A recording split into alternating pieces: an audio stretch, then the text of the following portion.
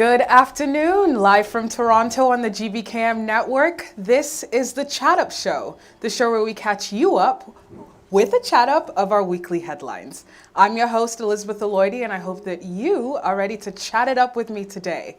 Now, as always, you know you can keep up with the GBKM network in various ways. You can listen and watch live 24/7 at www.gbkm.fm or www.gbkm.tv, where you can also like, share, comment, all of that good stuff, subscribe, all of that fun stuff. And on our website, you can catch up with past shows if you've missed any shows and check out our upcoming shows just so you don't miss any shows.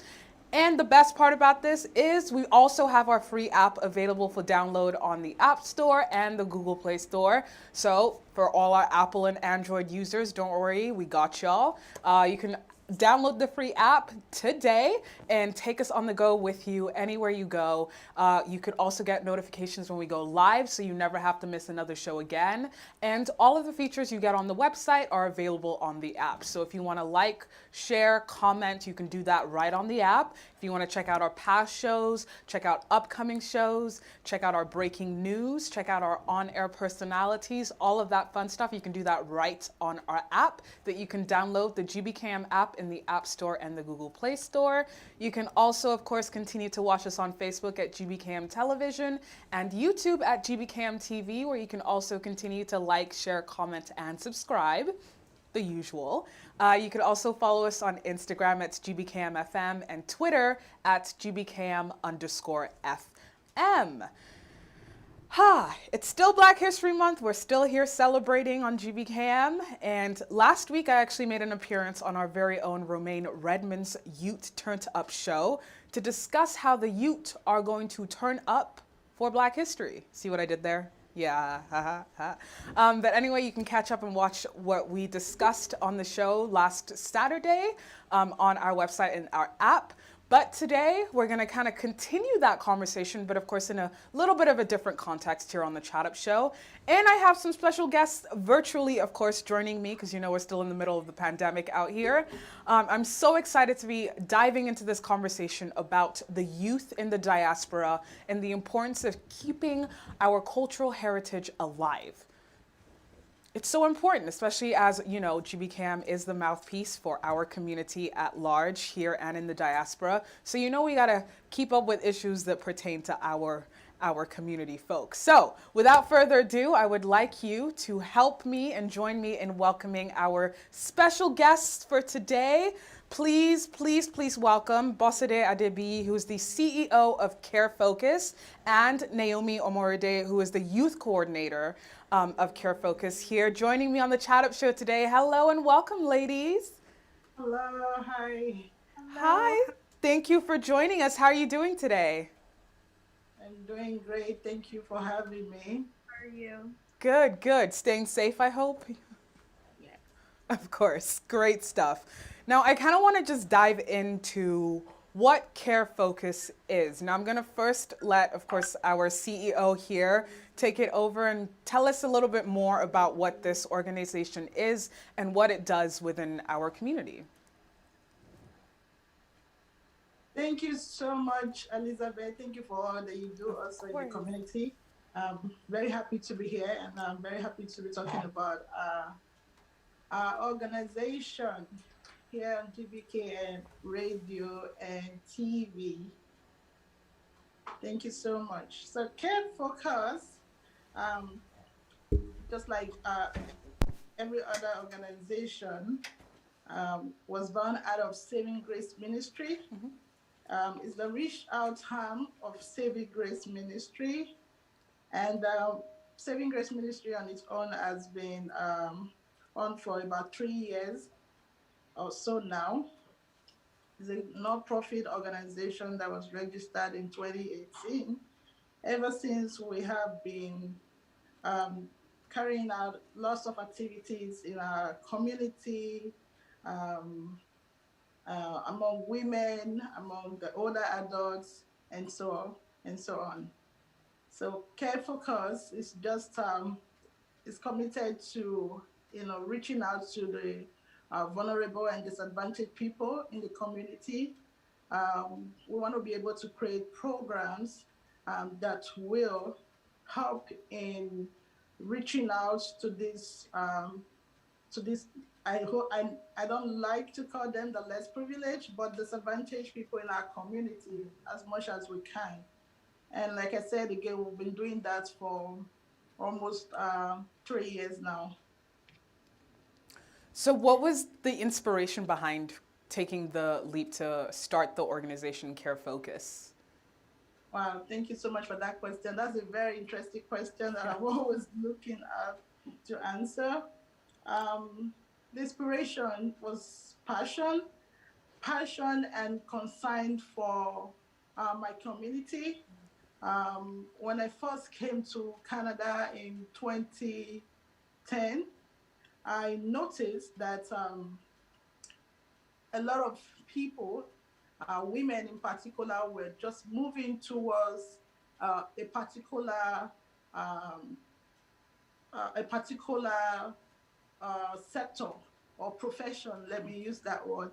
And it was a big concern for me, given that we have so much opportunity in Canada to do and become whatever we want to become and get into every sectors. We have that, we have that platform, we have that opportunity, to do anything. But I was concerned because I wanted to know why a lot of this women in particular are moving towards this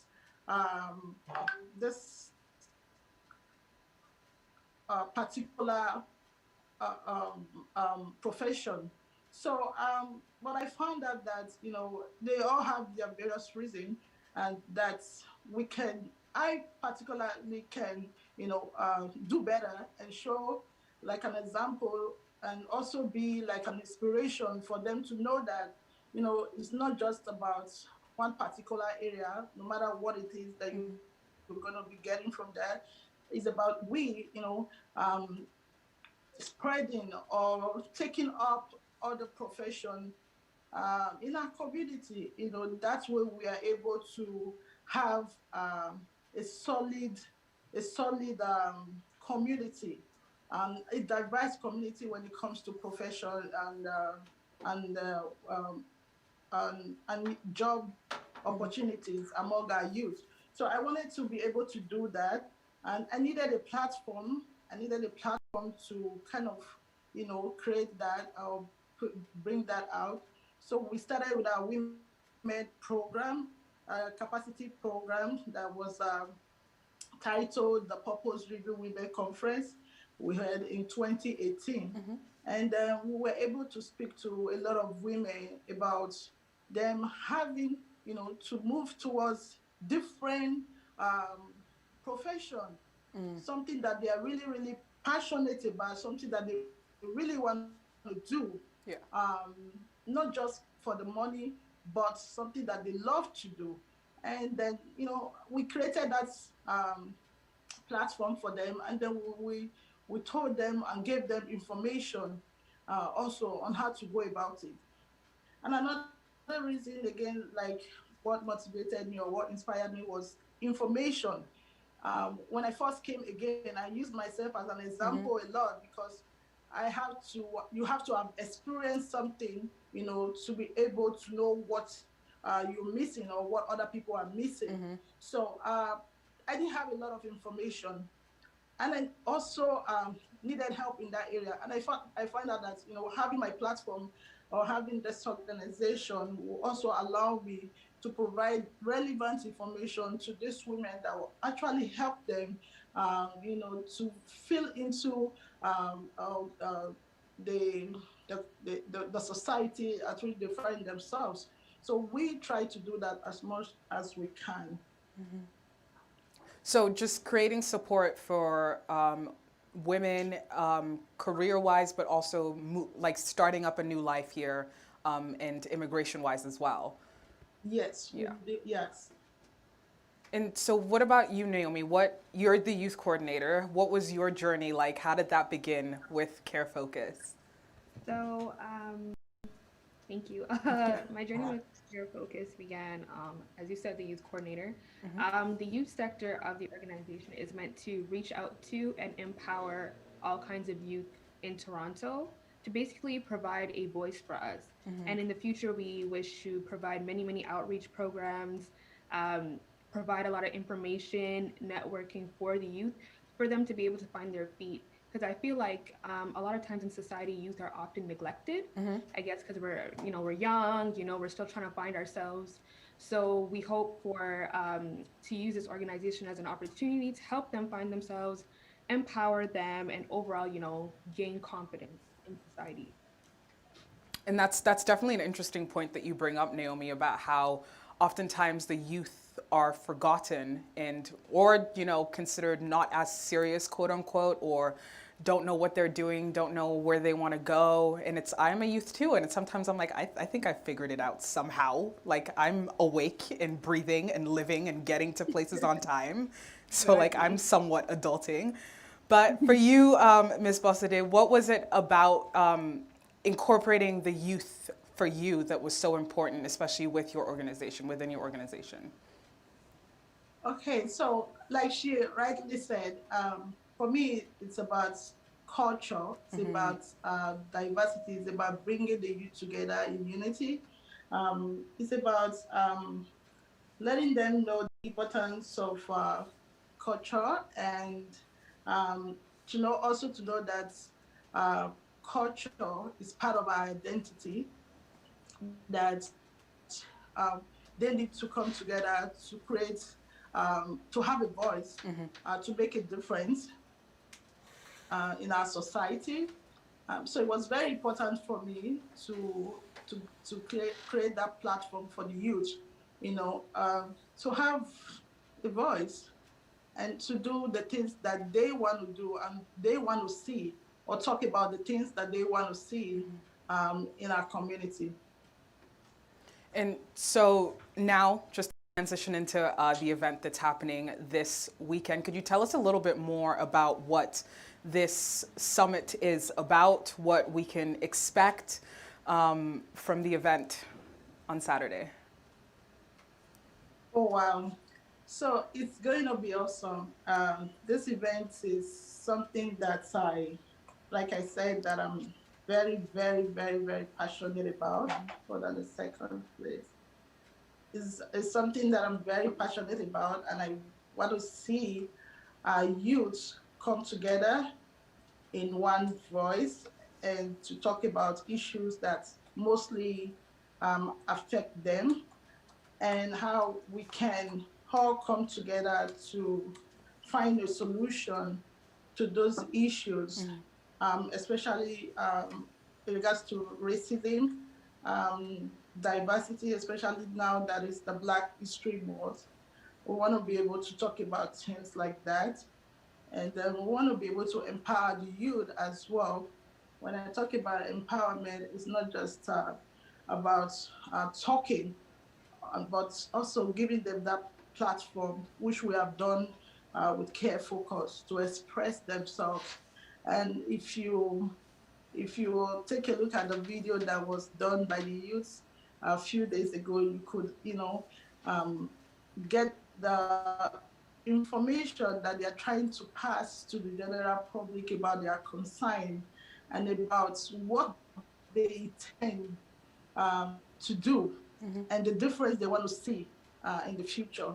So that's what we are all about. This is the first edition of this of this program, and we hope that every year we are able to do that as much as possible, bring in youth, not just in Canada, from all over the world, to Canada to have this summit and discuss issues that mostly affect them.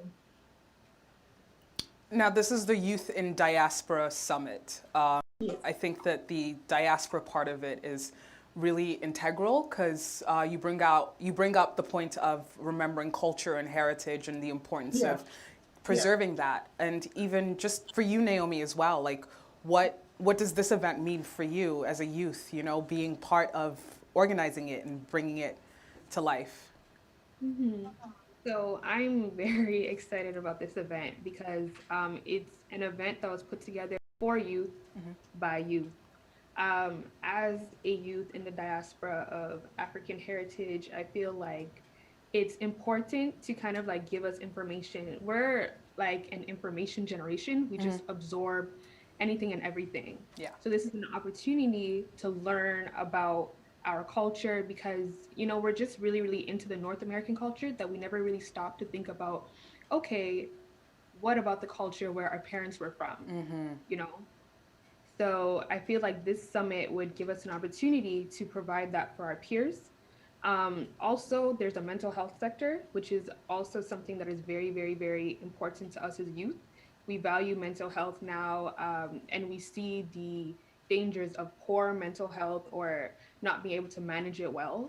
Especially during this pandemic, we feel like this is a conversation that we are ready to have with one another and with our parents and other adults who may be in the summit as well. Yeah. I think that's a good note. We're going to take a really quick break, but once we're back, we're going to be continuing our conversation here today with Ms. Bosede and Naomi from Care Focus. So stay tuned and we'll be right back.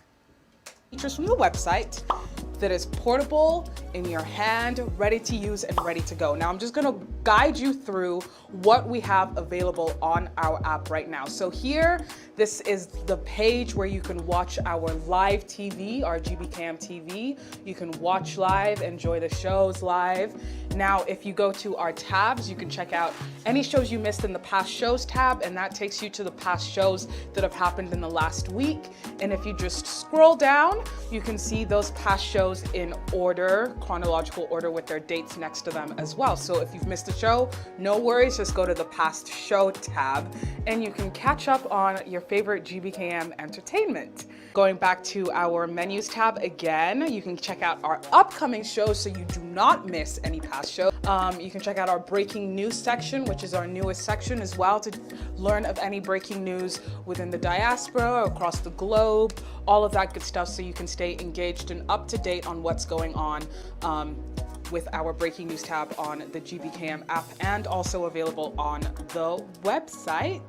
And as you can see, there are other tabs there. You can listen to our live radio, our live TV. You can learn more about our on-air personalities by going to our OAP tab, all of that good stuff. Hello and welcome back to the Chat Up Show. And today I am joined with CEO of Care Focus, Ms. Bosede Adebi, and Youth Coordinator Naomi Omaride as we discuss the upcoming Youth in Diaspora Summit that will be happening this weekend, February 20th. Could you actually give us a little bit more information about how our viewers can tune in, how they can engage with this event, maybe get involved with the organization in the future? Anyone? I'll let Ms. Bosede to take this one to start. Okay. Okay. All right. So I'll just talk about give a little bit of information about how they can actually be a part of this program. For this year, we are having it because of the pandemic. We are having it on Zoom. It's going to be a virtual event. And then all they need to do is just log in with a password and the code into the meeting. And then they can also join us live on Facebook. They can join GBK TV on Facebook. Is one of our media partners, so it's going to be on air with that day as well. Yep. You can watch us live from GBK TV and on Care Focus Canada platform as well on Facebook. Okay, great. So there you have it. If you want to tune in, it's going to be a virtual event and we will be live streaming it here on the network. So you won't miss out on GBCam TV. Now, I kind of want to get into the conversation regarding culture and heritage. It's been touched on a little bit previously, but why would you say you think that maybe some of our youth are losing that connection to our culture, Naomi? So, culture is practiced and passed on by the people, right? Um, our parents, a lot of our parents, were born in another country. So the culture is very, very much there. It's a part of who they are, it's what they eat, breathe, everything. So to now be, for me, first generation Canadian, I am now physically removed from the land. And now it's up to my parents to pass on their culture. Although, there's some limitations because we're not there, they can do the best that they can. Now, if it's not passed on, then the culture will be lost, right? Because it's passed on by the people. And then now we're supposed to pass it on to the next generation. So if we don't necessarily have anything, there isn't much to necessarily pass on. And Miss Bossa, did you have anything to add on? Yeah, Yeah. and to just add to that, our goal for this event, or our goal for setting up the Diaspora Africa Youth Summit, is to help youth build mental strength, to take up leadership position, a resilience to um, racism, and cultural incompetency among our youth. So we want to be able to help them in inculcating those values and those cultural values that we have, to take up positions without any form of um, looking less of themselves. We want them to have that belief about themselves, that it doesn't really matter where you're from or where your parents are from, that you can be able to take up a leadership position in any country that you find yourself. We want to create that view for the youth as well. We want to be able to establish and shaping the Africa youth belief system. Like I said, I've spoken to a lot of youth, and the first thing they want to say is the way our culture, the way we do things, especially when they now live in this part of the world, it's different. I kind of agree with them, but we still have to value and appreciate who we are and what we stand for. So we want to be able to establish that Africa youth belief system and value through knowledge and awareness. And so, how would you say that knowledge and awareness could help to, keep cultures and heritages alive? Because I just want to bring up a report. According to UNESCO, which is the United Nations, sorry, hold on, Educational, Scientific, and Cultural Organization, almost all of the languages in the African continent, on the African continent, are vulnerable and on the verge of extinction. And that's about 1,500 to 2,000 recorded languages slowly losing their cultural significance. That seems like daunting. It seems like a lot. It seems like to those of us who have African heritage, it's like part of our culture is slipping away in front of us. How do we stop that from happening? How would you then, what would your ideal scenario be to help combat that issue? Because that's a thing. That's a real problem that maybe the next generation or the generation after that, kids aren't going to be speaking Yoruba, Igbo, Hausa, even though those are the three prominent languages spoken in Nigeria, as Yeah, much outside of yeah, the country anymore. yeah, yeah. Thank you so much. That's a very, very important question, and I thank you for bringing that up.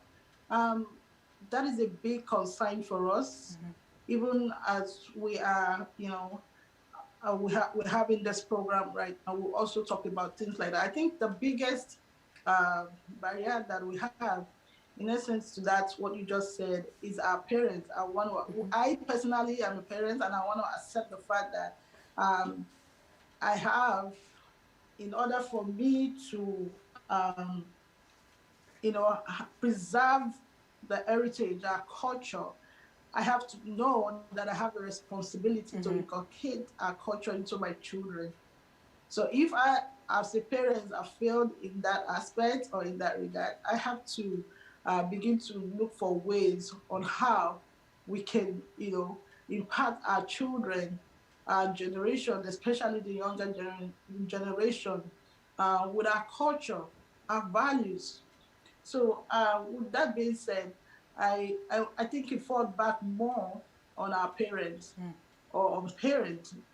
The parents have a lot of work to do. If you look at other community, let me use the Indian community as an example, you will notice that even from, because I live in a community that is, occupied mostly by the Indians, you will notice that, at a very little or tender age, they started speaking their own dialects or languages to their children, and you will hardly see them speak English.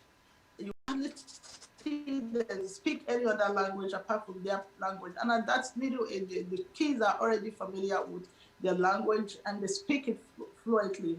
And I think we should also do the same in our community, especially in our Nigeria, African, Canadian community. We have to do that with our children as well. We have to teach them our ways, our culture. Um, in that way, we're able to at least start from somewhere in preserving our cultural heritage with language. And I think there are other ways also that we can do that. We can start writing books, and that's one of um, the reason for having this conference or this summit. What are the ways that we can uh, create or have to keep our cultural heritage, and books, writing of books about our culture also, can go a long way in preserving our culture as well. Telling the stories on various platforms using videos or cinematography, whatever you call it, they can, go a long way at preserving our heritage. But we as parents have a lot of work to do in order to have the cultural heritage preserved among our community. Now, Naomi, from the perspective of a youth, how do you think the youth could help ourselves, hold on to our cultures? Because as you mentioned, we love information, and now we have information at our fingertips. I think I've picked up Yoruba in this year alone, learning how to read it just because I've been Googling different words, how to translate them, trying to understand the language a little bit better, even our cultural foods. I'm trying to cook it a little bit more. Fufu and egusi recently got a rebrand on social media where everybody was driving to the nearest Nigerian restaurant to pick some up. But how would you say I mean, of course, the parents, passing it down to the next generation, that's so important. But how can we take it upon ourselves and, be our own leaders to pioneer the movement, to move closer to our cultural heritage and our roots as youth? Um, we love media. We love social media. We love to look cool. So I feel like the more we decide to embrace it, we'll see other people will see us and be like, oh, that's really cool, Let me look into my culture more through music, through TV shows.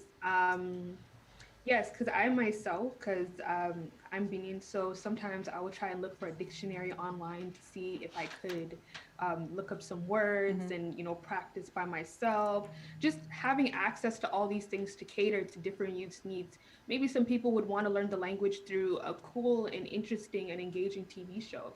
Maybe through music, if the music starts to become more modernized and Yeah. reach out to what youth actually are interested in listening to or hearing, the people who speak the language, maybe if there are younger people who speak the language to speak it more and maybe encourage other youth to speak it. Because if I see somebody who's around my age speaking my language fluently, Yeah. unapologetically, I would be like, oh my goodness, I need to I step need up to my get game. on it. Yeah. Right. Like we follow each other a lot. We like to follow trends. We like to, it's the way it is. So I feel like finding different things that would interest us and engage us and just also being ourselves would help to really, really push culture forward. Now, earlier in the show, we mentioned that there's a video that was created. We actually have the video now, so we're going to show it and let our viewers see it and enjoy the work of the youth and the organization. So check it out.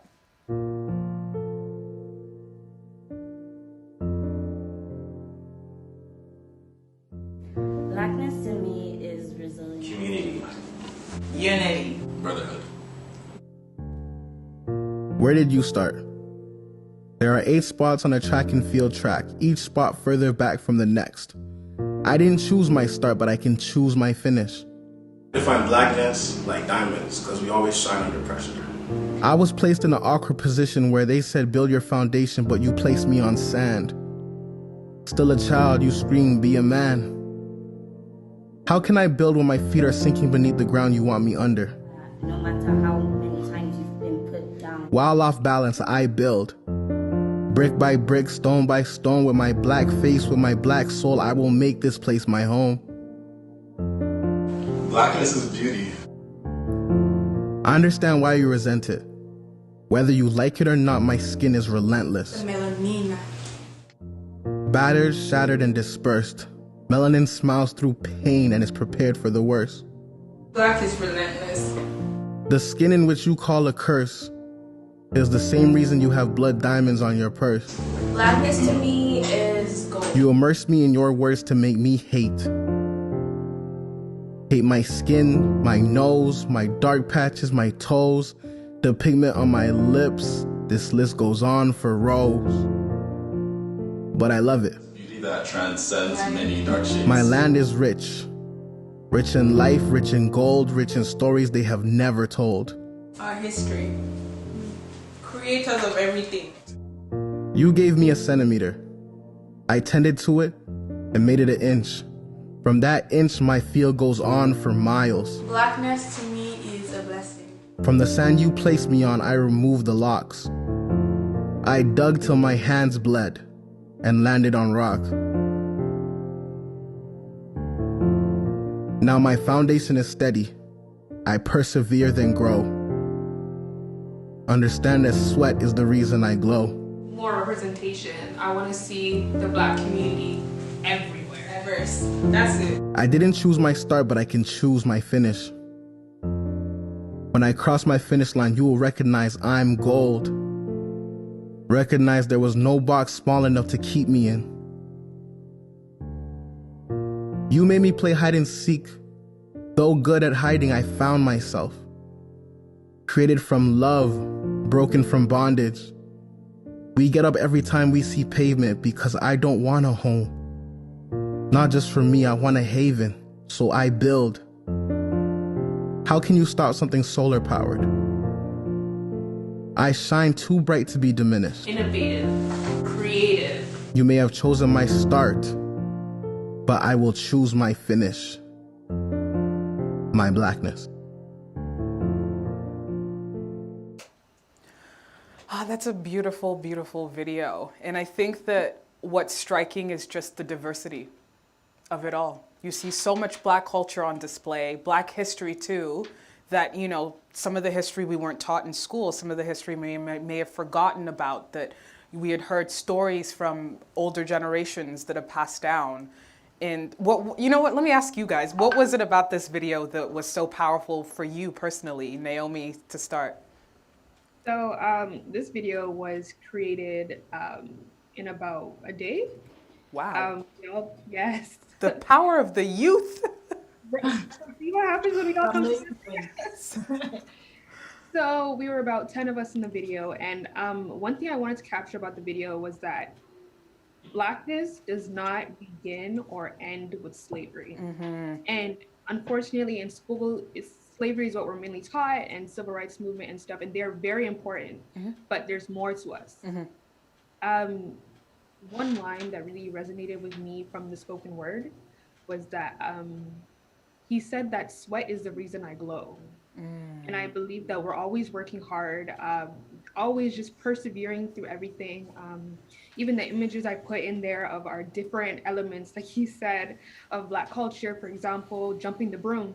I put jumping the broom because that's the way the slaves in captivity, that's how they would get married in secret. and many African Americans still practice that to this day. I put many activists like Bella, Angela Davis, Shout out. different shout out to them, as well as just many historical figures all throughout the years, and then also adding us just being confident within ourselves and smiling and just being genuine. All the smiles in that video were very, very genuine. Nothing was staged. And we love to see it, black joy on display. Now, what about you, Miss Bossade? What was the most touching part of this video for you watching it? Like Naomi, the pressure was on Naomi Yeah. to come up with that piece, beautiful piece that they did. When I first told them, I said, I want every one of you to explain what blackness in one word means to you. And amazingly, they came up with so many different answers that touches my heart. In a way that I just felt like, what, if this is the only thing that I have done in the Black History Month, remembering and celebrating culture, diversity, um, ethnicity, celebrating us or celebrating the youth, the future. I think I have done much, and listening to that, just actually I cried. I cried because I saw my children in them. I told Naomi, I said, when I listened, I saw my kids in you guys. I just, them having the ability to really express themselves and paving the way also for the younger generation after them is something that is amazing and beautiful. And there's no word to express how I felt when I first saw the video. It was just beautiful. That's beautiful. So then I want to flip it on you. What does blackness mean to you? What does it mean to be a black woman in this day and age for you? Miss Basade, to start off. For me, a black woman, yes. For me, a black woman is a legacy. That's one word that I can use to describe a black woman. And what about you, Naomi? We are a legacy. And Naomi? To be a Black woman is to be somebody who's beautiful, to be a blueprint for everybody, just a natural born leader that whether or not we feel we're in the shadows, whether we are up front, somehow, we're always being watched and we're always doing what we're meant to do, always setting the tone for something. I love that. I love it. Now, before we let you go, just to round up again, how can we tune into the Youth in Diaspora Summit, the time and the date, just to round it up for those viewing? Ms. Basade? Oh, okay. I thought that was for now. Oh, no, sorry. Okay, so so it's gonna be on the 20th of February, this Saturday at 6 p.m. It's a 2 hours event, and like I said again, the virtual events that can be logged in anywhere using Zoom with the passcode and the link that has been sent out is on our social media platform and also on GBK platform as well. So anyone can get logged into, especially the youth, because we're going to have a lot of special people, a lot of dignitaries coming in, to talk to the youth about the program, about our various concerns, about what what diversity means to us, the power of diversity, cultural preservation, elimination of cultural heritage, stories of relationship, the Africa and the Europe relationship. A lot of fun stuff is gonna be on that program, on that event, and we're expecting a lot of people to again. Amazing. It was organized. Uh, we started organizing the program just like a few weeks ago, but so far we've been able to put in our best, and hopefully by next year we'll be able to do even more better.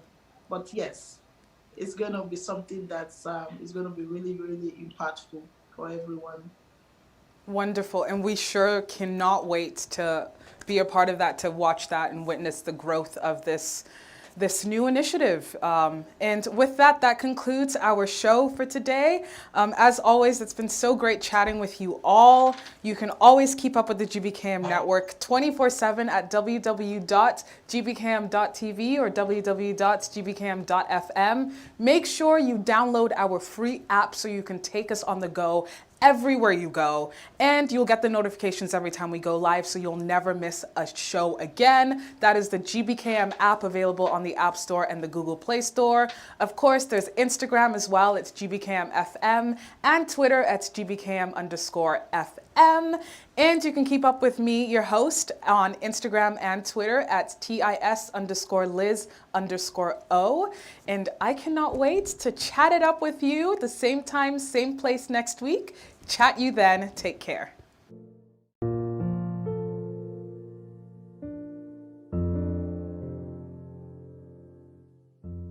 Blackness to me is resilience. Community.